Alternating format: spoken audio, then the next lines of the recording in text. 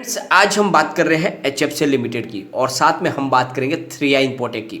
3i infotech की आज relisting हो गई, लेकिन जो लिस्टिंग हुई है वो बहुत ही ज़्यादा चौंकाने वाली है। लिस्टिंग होनी थी करीब 80 रुपीज़ के ऊपर, लेकिन लिस्टिंग हो गई है 30 रुपीज़ पर। तो ये पूरा मामला क्या है और ये ऐसी लिस्टिंग क्यों हुई, उसको इस वीडियो के माध्यम से डिस्कस करेंगे। आगे क्या पोजीशन बनने वाली है 3i इन्फोटेक में, क्योंकि अगर इस हिसाब से देखें तो ज़बरदस्त लॉस हो रहा है इसके शेयर होल्डर को।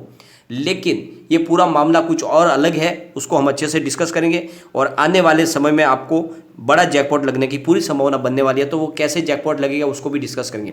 साथ में एचएफसीएल लिमिटेड में लगातार गिरावट जारी है, स्टॉक फिर से 71 के आसपास आ गया है। क्या इस समय हमें इस मौके का फायदा उठाना चाहिए, इन्वेस्टमेंट करना चाहिए या फिर इस स्टॉक से दूर हो जाना चाहिए? फ्रेंड्स, एचएफसीएल लिमिटेड से बहुत सारी अपडेट निकल कर आई है।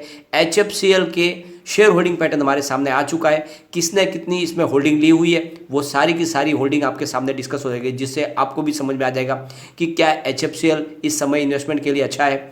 तो सारी संभावनाओं को तलाशेंगे। लेकिन फ्रेंड, उससे पहले अगर आप पहली बार हमारे चैनल पे आए तो चैनल को सब्सक्राइब कर दीजिए, एक बेल आइकॉन दबा दीजिए ताकि जब भी नया वीडियो बने पहला नोटिफिकेशन आपको मिले। वीडियो पसंद आए तो लाइक शेयर जरूर कीजिए। चलो फ्रेंड, वीडियो स्टार्ट करते हैं। मैं हूँ आपका दोस्त एसबी दवे और हमारे अपने चैनल ऑनलाइन कमाई में आपका बहुत बहुत स्वागत है। सबसे पहले हम एचएफसीएल लिमिटेड की बात कर लेंगे।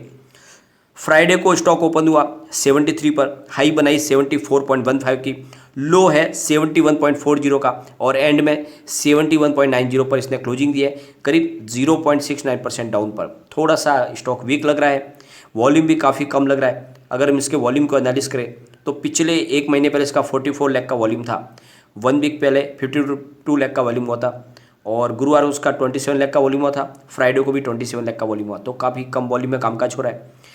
फ्रेंड्स, एचएफसीएल के शेयर होल्डिंग पैटर्न हमारे सामने आ चुका है। एक बार हम इसके शेयर होल्डिंग पैटर्न को डिस्कस करेंगे। प्रमोटर की होल्डिंग मार्च में 42.05% थी, जून क्वार्टर में अनचेंज रही, लेकिन सितंबर में उन्होंने थोड़ी सी होल्डिंग अपनी कम की है, 41.89% की है। लेकिन सबसे अच्छी बात यह रही कि यहाँ पे इन्होंने अपने गिरवी शेयरों को काफ़ी ज़्यादा मात्रा में छुड़ा लिया है। 44.72% की होल्डिंग इनकी गिरवी थी मार्च और जून में, लेकिन अब वो घटकर रह गई है 11.18%। तो ये सबसे अच्छी बात है, प्रमोटर ने अपने गिरवी शेयरों को छुड़ा लिया है। इससे एक बात समझ में आ रही है कि प्रमोटर अपनी कंपनी को आगे बढ़ाने की कोशिश कर रहे हैं और जल्द से जल्द वो पूरी तरह से कर्ज मुक्त करने की कोशिश कर रहे हैं अपनी कंपनी को, क्योंकि इनका कारोबार लगातार अच्छा हो रहा है, रिजल्ट बहुत ही शानदार है।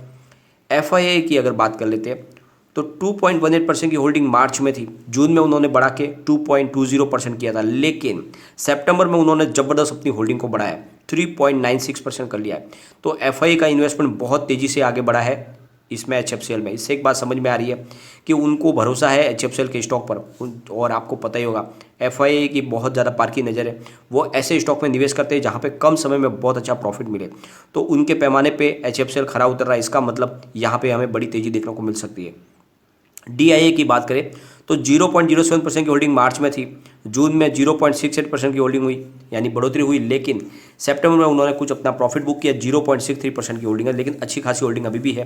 म्यूचुअल फंड की बात कर लेते हैं तो 0.03% की होल्डिंग मार्च में थी, जून में उन्होंने शानदार जो होल्डिंग को अपना बढ़ाया था, 0.64% कर लिया था, लेकिन सितंबर में फिर से उन्होंने अपनी होल्डिंग घटाई, 0.59% की है, लेकिन अभी भी अच्छी खासी होल्डिंग है।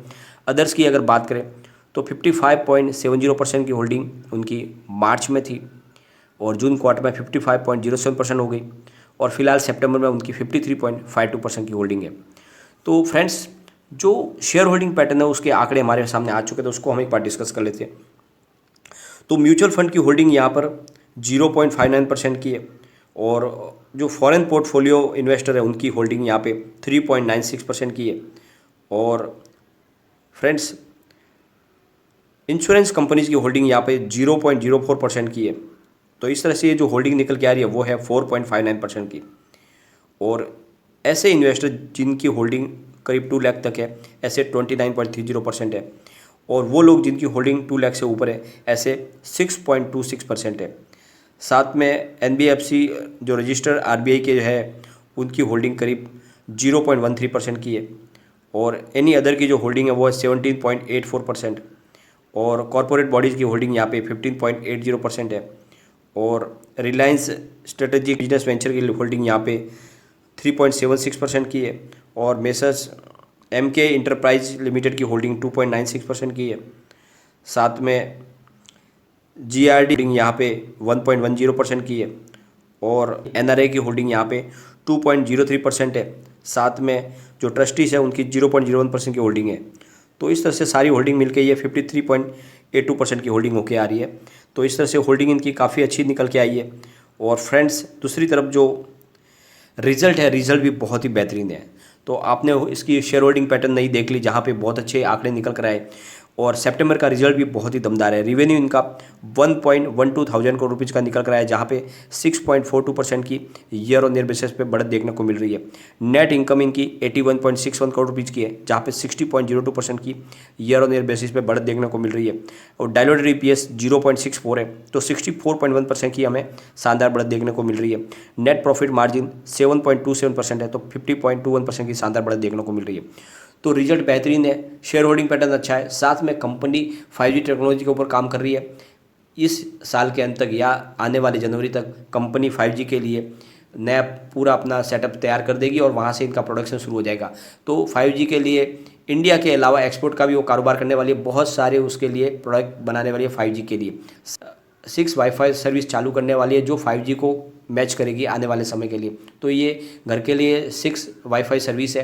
तो ये लेटेस्ट टेक्नोलॉजी है जो HFCL लाने वाली है। तो इसके माध्यम से यहाँ पे बहुत ही ज़बरदस्त तेज़ी देखने को मिलेगी, स्टॉक बहुत तेज़ी से आगे बढ़ेगा। इस समय आप इन्वेस्टमेंट करें।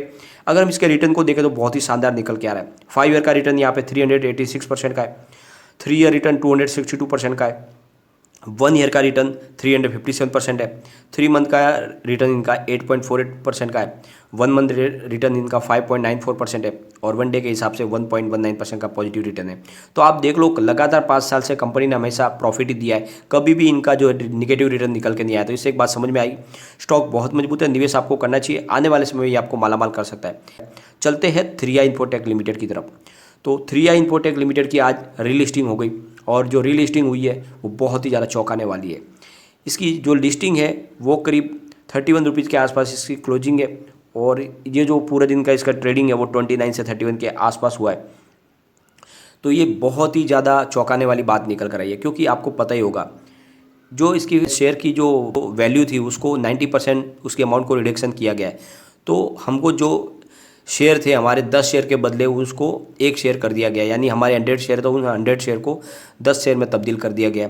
तो उसके हिसाब से जो प्राइस थी उस दिन क्लोजिंग की वो 8.5 रुपये के आसपास थी। तो उसके हिसाब से जो इसकी लिस्टिंग होनी थी वो 85 रुपीज़ के हिसाब से होनी थी, क्योंकि हमारे शेयरों की क्वांटिटी कम कर दी गई है। तो उसकी जगह पे ये जो लिस्टिंग 31 हुई उसमें पूरा मामला अभी समझ में नहीं आता है। ये मामला कुछ और है। हकीकत में यहाँ पे NSE में तो आज कोई ट्रेडिंग हुई नहीं है बिल्कुल, और जो BSE में ट्रेडिंग हुई है वो भी बहुत ही कम मात्रा में हुई है, नहीं के बराबर, कुछ मतलब ही नहीं है उसका।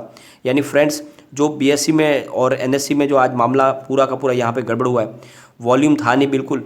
और दूसरी तरफ जो है यहाँ पे सर्किट भी 5% का लगा दिया गया। एक तरफ इसकी लिस्टिंग 31 के आसपास हुई है और सर्किट लगा दी 5% की अपर सर्किट। अगर प्राइस बढ़नी हो तो भी नहीं बढ़ पाएगी।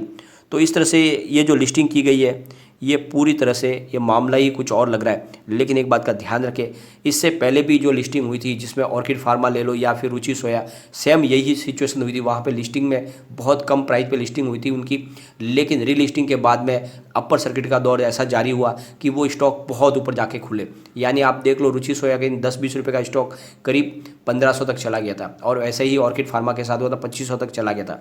तो आपको इसमें कोई घबराने की जरूरत नहीं है, अपने शेयरों को बिल्कुल न छेड़े।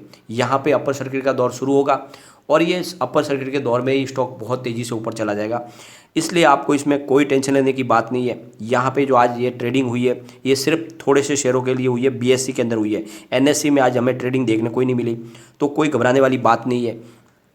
आप अपने शेयर को संभाल के रखें, यहाँ पे पूरा खेल अलग है और बहुत जल्द यहाँ पे अपर सर्किट का दौर शुरू हो जाएगा और उस सर्किट के दौर में ये सर्किट के अंदर इसकी प्राइस बहुत ऊपर तक चली जाएगी। और इसीलिए यहाँ पे आपको इसमें डरने वाली बात नहीं है, क्योंकि जिस तरह से लिस्टिंग की गई है वो किसी के गले नहीं उतर रही है। क्योंकि अगर इसमें फेयर लिस्टिंग करनी होती तो इसकी जो लिस्टिंग होती है वो 80 रुपीज़ के ऊपर होती है और वहाँ से प्राइस बढ़ सकती थी और उसको सर्किट में नहीं बांधते। लेकिन यहाँ पे लिस्टिंग भी 30 रुपीज़ के आसपास करवा दी और उसमें 5% के सर्किट में बांध दिया। तो इससे एक बात समझ में आ रही है कि इसको सर्किट से बांध दिया गया, ये सर्किट के अंदर ही ऊपर तक चला जाएगा और इसकी अमाउंट बढ़ती रहेगी। तो आपको डरने की बात नहीं, ये एक तरह से जैकपॉट साबित हो सकता है आपके लिए। और जिस तरह से कंपनी का कारोबार भी अच्छा बढ़ रहा है तो ये स्टॉक तो तेज़ी से आगे बढ़ेगा ही बढ़ेगा। और मैंने आपको लगातार बोल रहा है 3i इन्फोटेक में आपको कभी भी लॉस नहीं होगा। तो अभी भी आपको डरने की कोई बात नहीं, आपके शेयर आपके पास रखें। यहाँ पे प्राइस बहुत ज़्यादा बढ़ने वाली है, इसमें बने रहे आपको बहुत मज़ा आने वाला है इस स्टॉक के साथ में, क्योंकि अभी खेल पूरा बाकी है, बहुत कुछ इसमें होने वाला है। लेकिन फ्रेंड, कोई भी इन्वेस्टमेंट करने से पहले अपने फाइनेंशियल एडवाइजर से एक बार एडवाइस ले ले या अपना खुद का रिसर्च करें, क्योंकि मैंने वीडियो आपके एजुकेशनल पर्पज़ के लिए ही बनाया है। वीडियो पसंद आए तो लाइक शेयर जरूर कीजिए और चैनल को सब्सक्राइब